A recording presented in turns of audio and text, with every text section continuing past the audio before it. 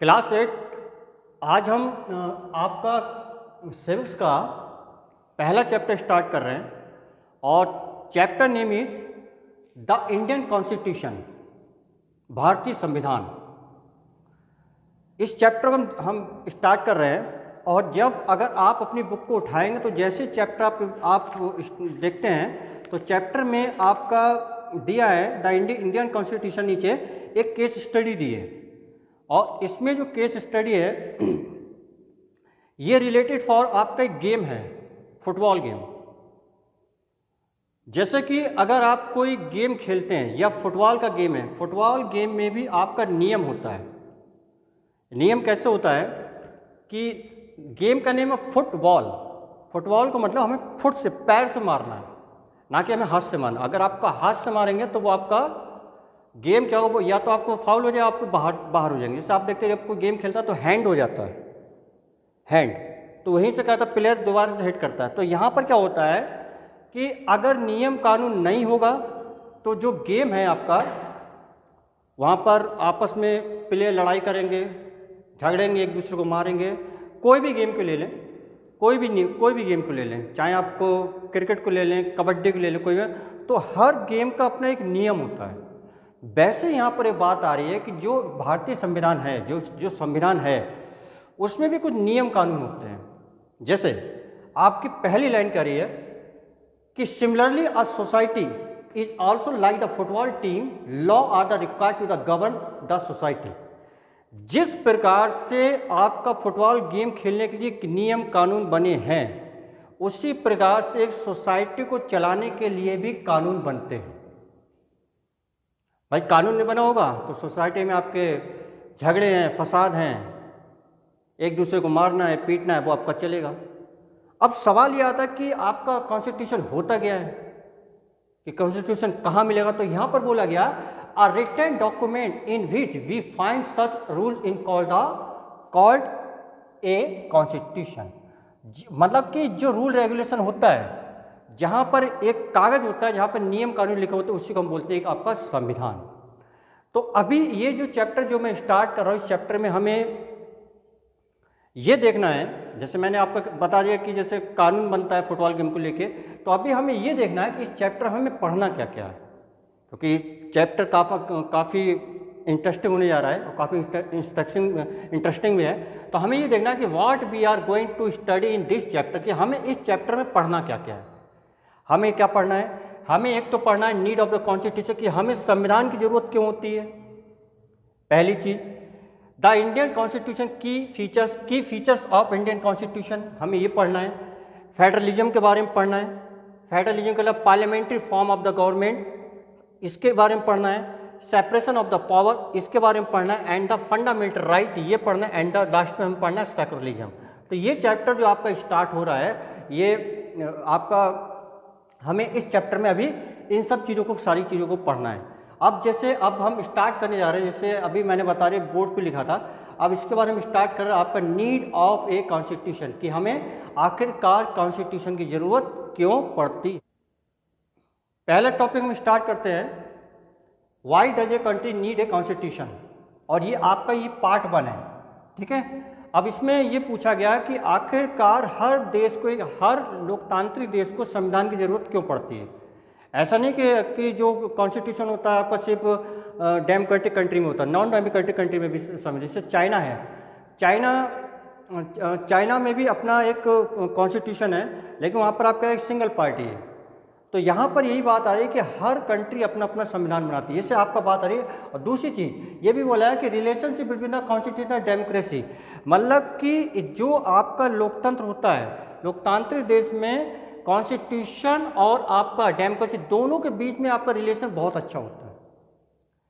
The constitution serve the several purpose. अब constitution क्या होता है, कॉन्स्टिट्यूशन कई प्रकार के पर्पस को सर्व करता है। जैसे यहाँ पर दिया गया इट ले, अब इसमें आपके कई पॉइंट दिए हैं, बुक में कई पॉइंट है, तो उसमें से आपका पहला पॉइंट है, it lay out certain ideas that from the basis of the kind of country that we the citizen aspire to live in. अब यहाँ पर मैं एक एग्जाम्पल आपको बता दे रहा हूँ, एक एग्जाम्पल हम ले लेते हैं। जैसे किसी देश ने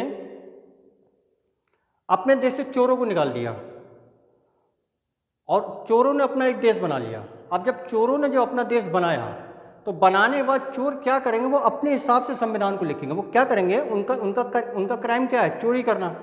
तो वो क्या करेंगे, उस कॉन्स्टिट्यूशन में चोरी को वो किसी प्रकार का क्राइम नहीं दिखाएंगे। तो यहाँ पर क्या है, एस्पायर मतलब कि लोग कैसी इच्छा रखते हैं संविधान में, उस प्रकार का संविधान बनाया ताकि लोग अपने को एक सेफ महसूस कर सकें। अब देखिए, help to the arrive at the common consensus, हर किसी की इच्छाओं को संविधान के अंदर रखा जाता है ताकि किसी प्रकार का कोई भी व्यक्ति प्रॉब्लम को फेस ना कर सके। दूसरी चीज, constitution uphold the ideas, values and the beliefs of the citizen of the country. Constitution क्या होता है कि लोगों में एक विश्वास पैदा करता है। जैसे हमारे पास अभी इसमें आपकी एक स्टोरी आ रही है, नेपाल कंट्री की स्टोरी। अब हम इसके आगे देखते हैं कि नेपाल की जो केस स्टडी है वो हमें किस प्रकार से इसके बारे में पूरी तरीके से क्लियर करता है। आपके फर्स्ट पॉइंट को क्लियर करने के लिए यहाँ पे आपका एक केस स्टडी दी गई, स्टोरी ऑफ द नेपाल, एक नेपाल की कहानी दी गई है। जैसे आप जानते हैं नेपाल हमारे क्या, नेपाल एक हमारा पड़ोसी देश है जो आपके उत्तराखंड और सिक्किम के बीच में आता है।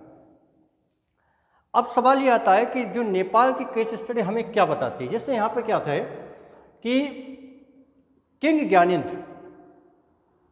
Gyanendra taking over the democratic setup established in the 1990। 1990 में नेपाल में डेमोक्रेटिक आया, मोनार्की डेमोक्रेटिक। वहाँ पे मोनार्की भी था और कॉन्स्टिट्यूशन भी था। लेकिन धीरे धीरे क्या हुआ कि ये जो किंग ज्ञानेंद्र थे, किंग ज्ञानेंद्र ने जो डेमोक्रेटिक थी उसको वो हटाने लगे। अब बोले कि हम सिर्फ अपने देश में मोनार्की रखेंगे। मोनार्की मतलब कि पूरी पावर राजा के हाथ में रखेंगे। इसको देखते हुए नेपाल में प्रोटेस्ट हुआ, मायुस्ट के द्वारा प्रोटेस्ट हुआ, आर्मी के द्वारा प्रोटेस्ट हुआ और वहाँ के लोगों के द्वारा प्रोटेस्ट हुआ। उन्होंने कहा बोले नहीं, हमें मोनार्की कॉन्स्टिट्यूशन नहीं चाहिए, हमें सिर्फ कॉन्स्टिट्यूशन चाहिए। इस चीज़ को देखकर वहाँ पर काफ़ी विरोध हुए, रैलियाँ हुई, कई प्रकार के ऐसे प्रोटेस्ट किए गए।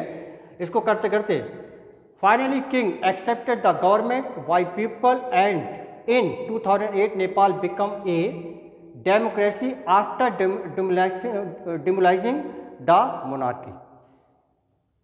2008 में मोनार्की पावर को उखाड़ के फेंक दिया गया और नेपाल में आपके क्या आ गई, नेपाल में क्या आ गई, डेमोक्रेसी। वहाँ के लोगों ने इस चीज़ का विरोध किया। अब ये देखिए कब से चला, 1990 से ले जाकर आपको 2008 में ये हुआ। अब जब यहाँ पर आपकी मोनार्की जब ख़त्म हो गई, तो मोनार्की जब ख़त्म हुई तो वहाँ पर क्या हुआ, क्योंकि जो पहला पॉइंट आपका क्या था, एस्पायर ऑफ द सिटीजन, कि लोग इच्छा कैसे रखते हैं उस प्रकार का कॉन्स्टिट्यूशन होना चाहिए। तो इस चीज़ को देखते हुए वहाँ पर क्या हुआ, people wrote a new constitution for democracy. वहाँ के लोगों ने अपने अनुसार कि वो कैसा संविधान चाहते हैं वैसा संविधान नेपाल में लिखा गया। और नेपाल में जब ये संविधान लिखा गया, अब यहाँ पर एक बात आ रही है कि why there was a protest in Nepal, why did the people wrote a new constitution, कि नेपाल में प्रोटेस्ट क्यों किया गया और नया संविधान क्यों लिखा गया। तो यहाँ पर ये बात कह रहा है they wanted to a constitution which reflect the ideas of the country that they want Nepal to be. वो नेपाल को भी और भी कंट्री की तरह अपने देश को बनाना चाहते थे कि हमारे देश को, कि यहाँ पर क्या था, पहले मोनार्की थी, मोनार्की बाद डेमोक्रेसी आई और डेमोक्रेसी बाद फिर धीरे धीरे सारी सिस्टम को उन्होंने हटाया और हटाने के बाद वहाँ पर नेपाल में संविधान को लिखा गया। तो इस प्रकार से ये जो आपका पहला पॉइंट था, पहला पॉइंट हमने नेपाल केस स्टडी के साथ कंप्लीट किया। इसके बाद आपका सेकंड पॉइंट आएगा इसी से रिलेटेड आपका कि why does a country need a constitution part 2। इसको हम नेक्स्ट वीडियो में डिस्कशन करेंगे। Thank you.